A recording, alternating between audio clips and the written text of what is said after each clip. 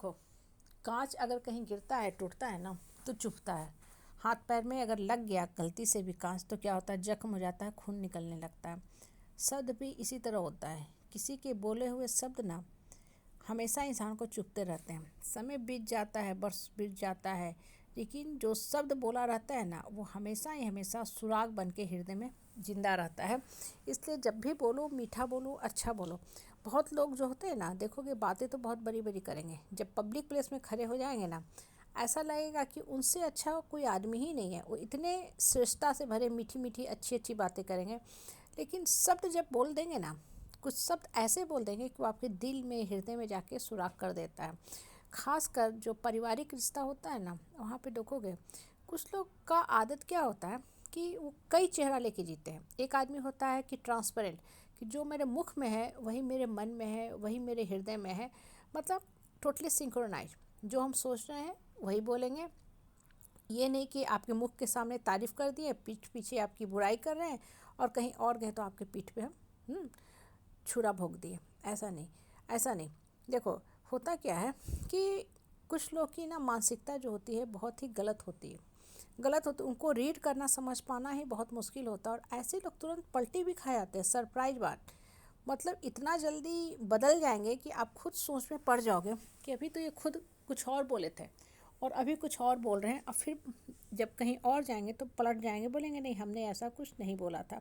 और कुछ लोग तो इतने बेकार और वाहियात होते हैं, इतने टॉक्सिक पॉइजनस होते हैं कि भरी महफिल में आपको भला बुरा जला कुट्टा कहने से भी पीछे नहीं हटेंगे। और ये जो बातें होती है ना, हृदय में तो सुराग कर ही देती हैं, आपके मन मस्तिष्क में जा कर के इस कदर घर कर देती हैं कि जब भी आप इन बातों को याद करते हो ना, आप क्या हो जाते हो, कोमा में चले जाते हो, स्तब्ध हो जाते हो, स्टेबल हो जाते हो कि इन्होंने कैसे मेरे साथ ऐसा बर्ताव किया।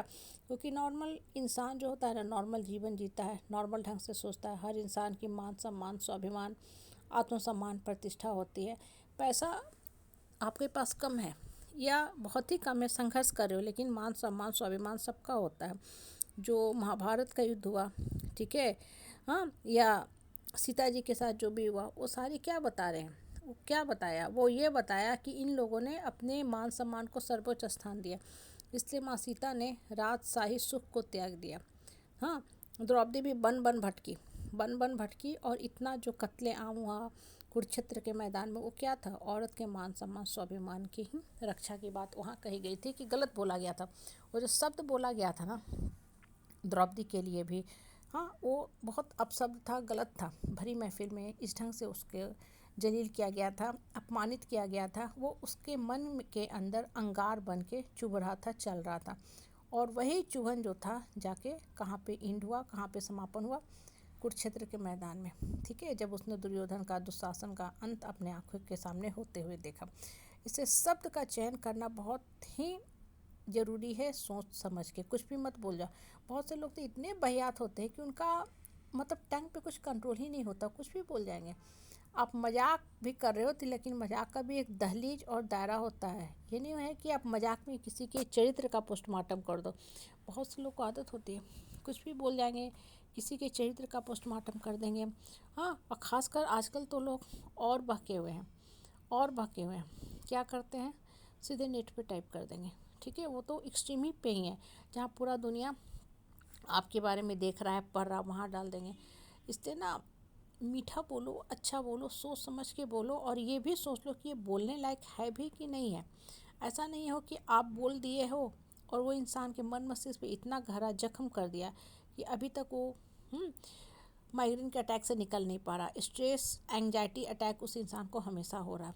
कोरोना आया, उसका निदान मिल गया, कोरोना चला गया। हालांकि बहुत लोग सफ़र किए, बड़ी आबादी विश्व की सफ़र की, बहुत लोग अपने निकटवर्ती संबंधियों को भी खोए ना, लेकिन उसका भी निदान हो गया।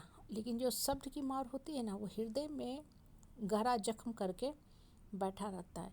जो घाव होते हैं ना, समय के साथ उसके दाग भी धूमिल हो जाते हैं। या बहुत सा मार्केट में थेरेपी है, लेजर थेरेपी, सैक्रोथेरेपी, जिससे वो दाग को हटाया जा सकता है, कम किया जा सकता है। लेकिन शब्द की मार जो होती है ना, वो हृदय के अंदर, मन मस्तिष्क के अंदर हमेशा घर किए रहती है। हटाना ऑलमोस्ट ऑल इम्पॉसिबल होता है। इसलिए शब्द का चयन सही करो, फिर मुख से बाहर निकाला करो।